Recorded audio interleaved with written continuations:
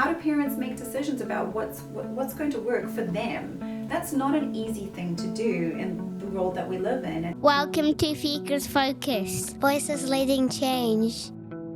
Right, we're here with Michelle. Kia ora, Michelle. Kia ora. We're in very chilly Cambridge, where you are based, but so the interaction, initially we were excited to talk to you on the video chat, and Anton really rates you, and it was for a project that we have so much belief in terms of the service for children, ultimately, but through early childhood settings with whānau and teachers. It really is driving a level of, or a sense of excitement that we haven't quite felt, because we feel like we're meeting people like yourself that are really doing great things out in the community. So we are really stoked to be able to meet with someone such as yourself and connect in a way that we just wouldn't have met under normal circumstances. So thank you. Oh, you're very welcome, and I'm very excited to be here and to be a part of this project. Yeah. So why don't we always dig into like who you are, where you're from, and then we can go from there. Okay, well, a little bit complicated. So I was brought up in South Africa. That's where I grew up and did my undergraduate studies in South Africa. And then I ended up moving to the US, which is where I did my doctoral degree and started my family. So that was the start of my career as well, was in the US. And then we decided to move to New Zealand to join family. So actually it was a very family-driven move. I had my family, a part of my family in New Zealand. Yes. And I had young kids at the time and was finding it quite hard being a parent with young kids and not having family support around. Right. So that was a big part of the move to New Zealand. Yes. And so then we've been here for 10 years. Recently we did actually take a break to go back to the US. Again, family oriented, to reconnect my kids with my husband's side of the family, who is American. We really wanted them to know their cousins, their aunts, their uncles, their grandparents, and just kind of have a chance to reconnect with where my husband was born. So where he grew up, the neighborhoods that he was familiar with. So, and now we're back here in New Zealand, and planning to stay. Yeah. Well, connection's a good kind of pathway into what we're discussing. We're talking about an ecosystem of a child being centered around in an early childhood setting, and that connection that we have, that we're privileged to have, that even outside of the realms of a primary and secondary school, because we have probably percentage-wise a huge more volume of time with the children and their families. The parents don't just drop the child at the door and drive off. Obviously they've got to walk in with the child and come and grab the child.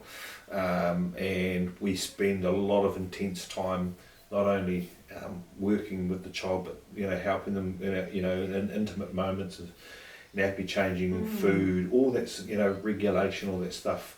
So that connection piece is quite critical to us too. So it's quite a strong theme. I think we'll find, and often we can find that the breakdown in connection is where we start to see some issues present. So in that space, so you've done your doctoral studies and you've been working in that space of children or child psych. Is that the right term, or what is this? What are we laden, if we dare I say, giving it a title? Right from when I was doing my doctoral degree, you had the opportunity to specialise in either child or adult. So right from that, from those early years, I specialised in child and adolescent psychology. And then almost all my work experience from then was in child and adolescent settings. So whether it was working, I worked in a neuropsychology office doing assessments. A lot of that was with children and adolescents. And then I've worked in child and adolescent mental health, and also did a short period of time at the Child Development Centre in Hamilton. And then in private practice, working mostly with parents and helping them with their relationship with their children, or with their children's behaviour, whatever the needs were, around coaching parents and helping families, essentially. When you're helping a child or you're helping a parent, you're helping a family.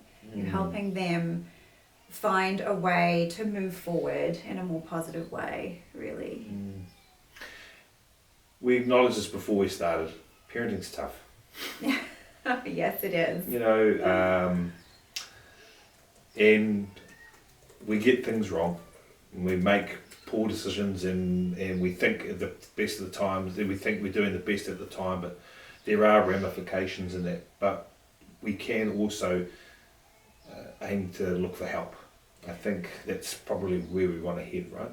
Absolutely. It's really frustrating to work with families when children are much older, families who are really motivated, who really want the best for their children, which is most parents who didn't actually realize that they could get help when their kids were younger, or didn't realize that they needed it at that point.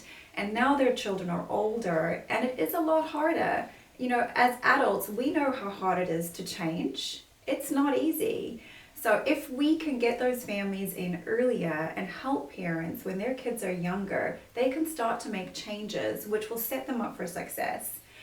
Nothing's ever going to be perfect. I think being a parent and having kids, it's going to be messy. That's what parenting is about. You've got different personalities, different temperaments, different life circumstances. No one is perfect. Kids aren't perfect and parents aren't perfect. So it's going to be messy, but it can be better. We can raise more resilient kids if we're given the right direction. And that's what we're hoping to achieve. So we're talking about, yes, it excites me because even for my own journey as a dad, and trying to not replicate what I grew up around in those scenarios, although I do believe my parents probably did their best. What we're saying is there is a far greater level of information and support available for us as parents, especially with young children, that doesn't point at us being failures. And I think that's what we want to help whānau see, is that coming to work in with us is not us pointing a finger saying you're not doing a great job. It's actually, and especially mums. Mums are super people. I've said this so many times on the podcast. They really are. My wife Courtney, like, she's a superhuman. But having a kitty of tangible things that you can do with your child to keep that relationship strong and that bond strong, and going to talk to people about that is quite a critical piece.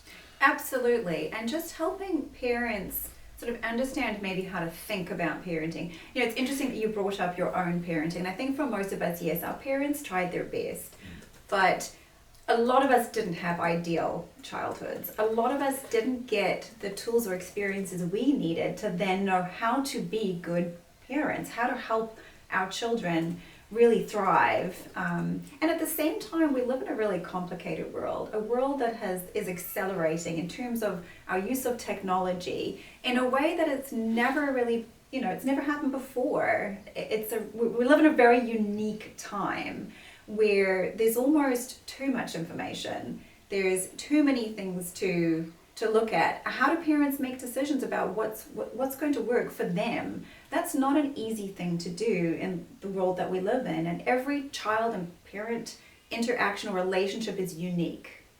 So, even knowing what your neighbor or your best friend or a family member is doing with their child or how they're managing situations isn't necessarily going to work for you. And so who do you turn to? How do you know what to do, especially if you didn't have those really healthy, positive models growing up? It's going to be much more difficult. So when we're looking in our conscious parenting course, which we're running, which is going to be next weekend, It's coming up. All right.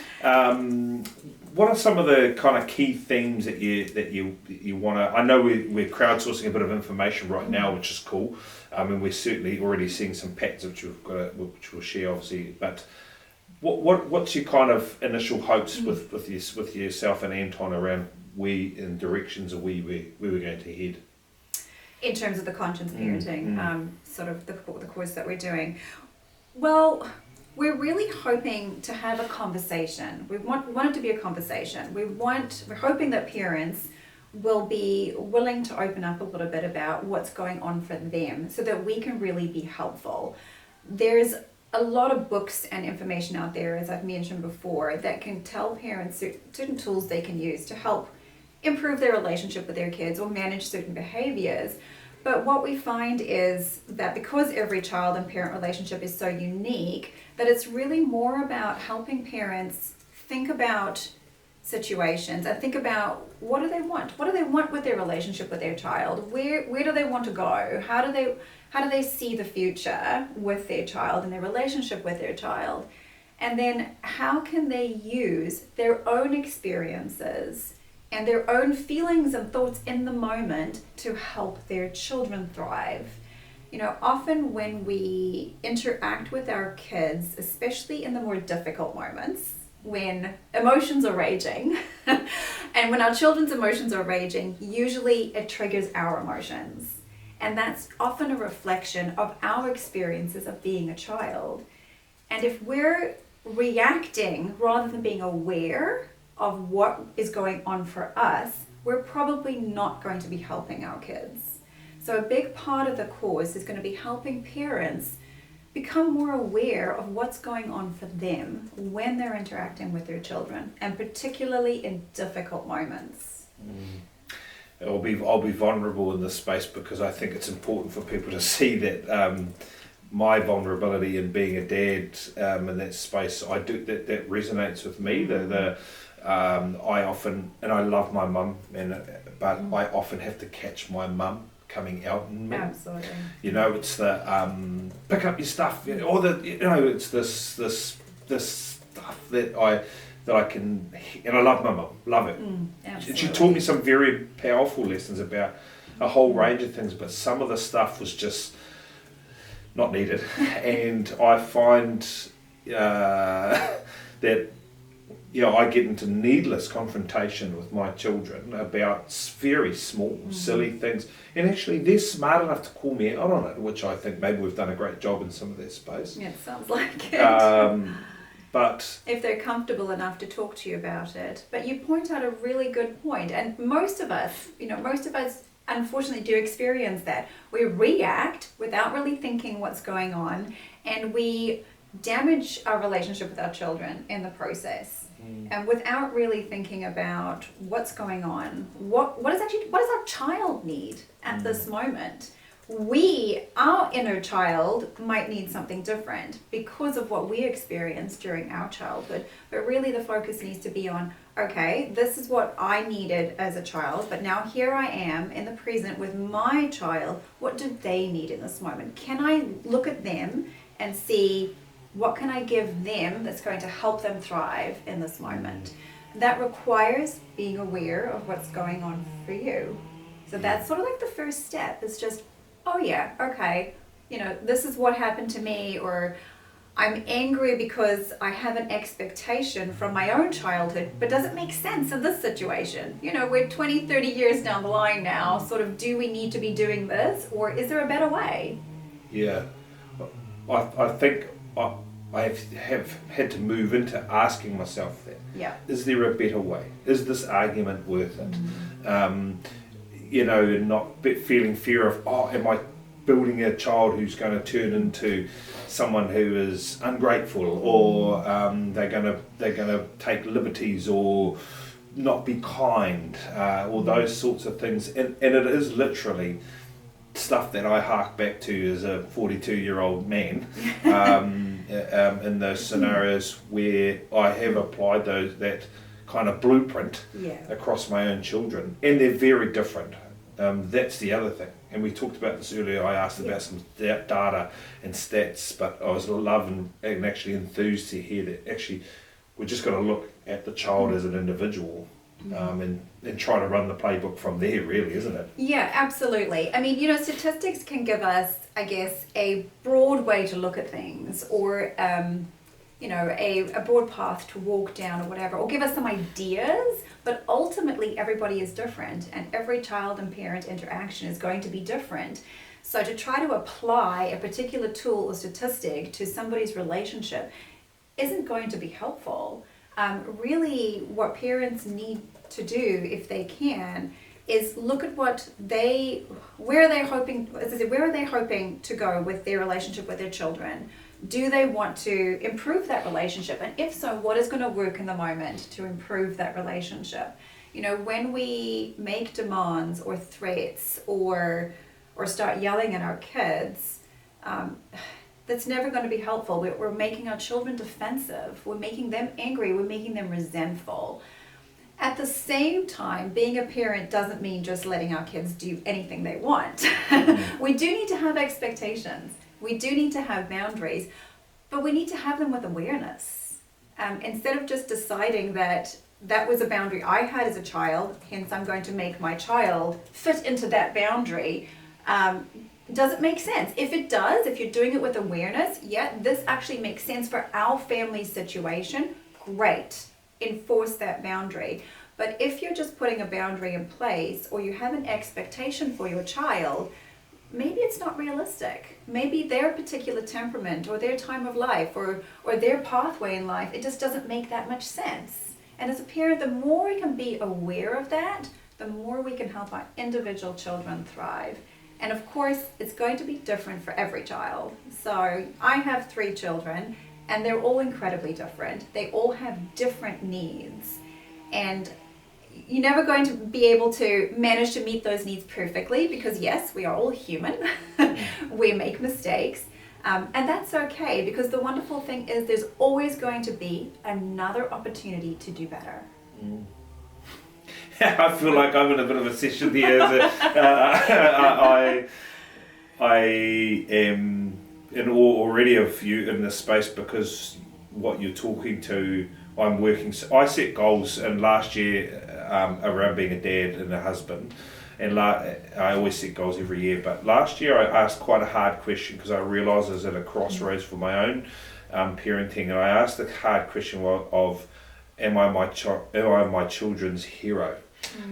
Because my parents weren't, and you know, I don't really recall a time where and I know this is harsh, but I don't recall a time where I was like, my dad's my hero, or my mum's my hero, and it was a hard, confronting question for me. But what it allowed me to do is actually, like, one thing was, I realised I didn't laugh enough with these children in the morning. Like, I have some real structured morning time, and being silly and putting loud music on and dancing and laughing and making jokes and about farts and all sorts of silly things. Actually, there's a lot of therapy. There's a lot of therapeutic approach to that. So that's one thing that I started, but it wasn't until I got to the crossroads of asking that hard question, which is talking to what you already highlighted on multiple occasions, is thriving. It's until we get to that crossroads, we can just kind of meander through, hoping that we're doing the right things. Yeah, absolutely. And a lot of parents, I think, are on a little bit of autopilot, and life is stressful. You know, there's a lot going on in life for most of us, and, you know, particularly for parents, especially if they have more than one child, they're usually holding down a job. The cost of living is high. You know, there's a lot of stresses in parents' lives. And, you know, that's where parents also need to take the time to reflect and to look after themselves.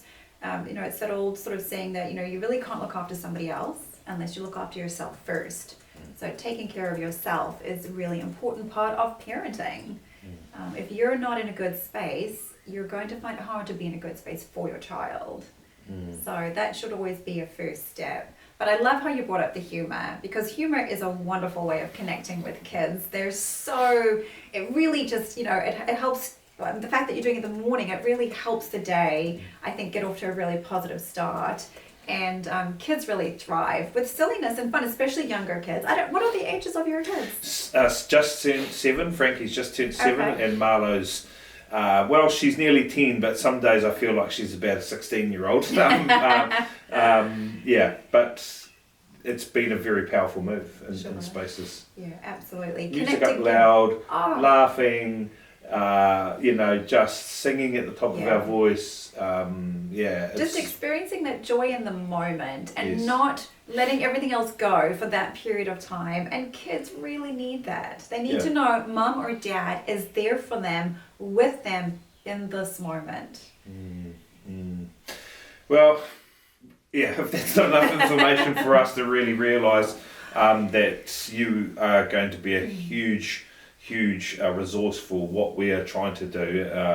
Well, I'm massively impressed with just this short conversation, but yeah, we are very privileged to be sitting in a space with someone like yourself, Michelle. All I know is that we have amazing teachers, amazing family within us, and that not just our early childhood setting, like Blue Collars, all the great centres that we've got around us. They're doing great things for their parents, but this is just another level up of us being able to tap into, because what we're talking to is the uniqueness in the of bringing in people that this is their space, this is their alleyway. Because I find we as teachers, we want to help, but there's a natural barrier that we get to, and we're like, we can't go any further. And we can't let teachers sit in that space because they do genuinely want to help. Absolutely. Yeah. And we know it takes a village. No Yes. one person can have all the knowledge and skills necessary to help raise a child. It really does take a community. It takes a village. It takes people with different knowledge and skills to come together and care. And it sounds like you're certainly on that track. Well, we're so excited for the conscious parenting courses, and we're looking forward to it. We've got nice stickers and we've got nice books and things for people, and we cannot wait to sit down with you. I know it's 4 hours or 3 or 4 hours, and I've just got this from 20 minutes of a conversation. I really look forward to next Sunday and having you over. Yeah. Oh, I'm excited about it too. And look, we're hoping to have a bit of fun as well. Parenting is hard, but it can also be fun. And we need to find the light and the humor in it. And it can be. You know, kids love it. Kids love it when we're go into that space of just being fun and bubbly and living in that moment. So we're going to try to bring a little bit of that into the workshop as well. Yeah, I can't wait. I'm sure we'll all take huge value from it. So thank you very much, and we'll see you next week. Well, you're welcome. Thank you. Thanks, Ray. Okay.